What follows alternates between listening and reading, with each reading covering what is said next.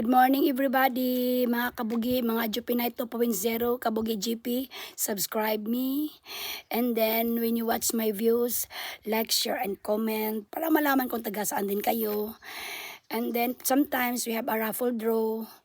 Parang pangdagdag nyo lang sa pangbaon sa mga anak ninyo. Kaya nga, manood na kayo, libre nang naman.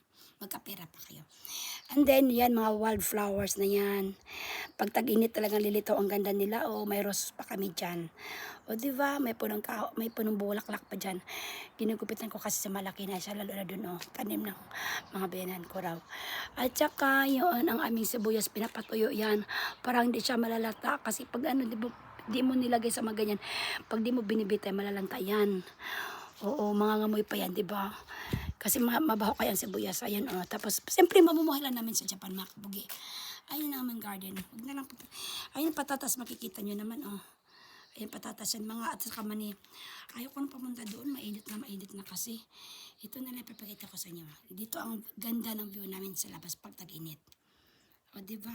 Yun, sa kabilang bangan na yan, tubig na yan. Hello, good morning. Thank you for watching. Subscribe, like, and share.